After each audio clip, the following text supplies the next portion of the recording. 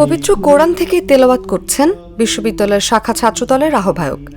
পরে ইসলামী সঙ্গীত পরিবেশন করেন ছাত্র ইউনিয়নের একাংশের সভাপতি। সবশেষ মোনাজাত পরিচালনা করলেন শিবির নেতা।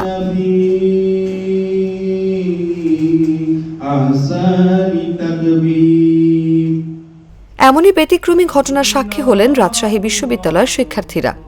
বৃহস্পতিবার সন্ধ্যায় বিশ্ববিদ্যালয়ের সৈয়দ ইসমাইল হোসেন সিরাজি ভবনের সিসিডিসি গ্যালারি রুমে ইফতার মাহফিলে এ দৃশ্য দেখা যায়।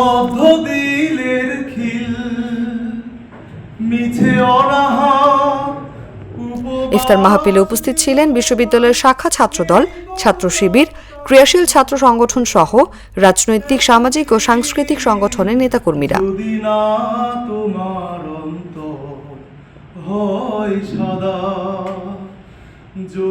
মতাদর্শগত পার্থক্য থাকা সত্ত্বেও ধর্মীয় ও সামাজিক সম্প্রীতির অংশ হিসেবে তারা এই ইফতারে অংশ নেন। ইফতার মাহফিলের শুরুতে কোরআন তেলাওয়াত করেন রাবি শাখা ছাত্রদলের আহ্বায়ক সুলতান আহমেদ রাহি।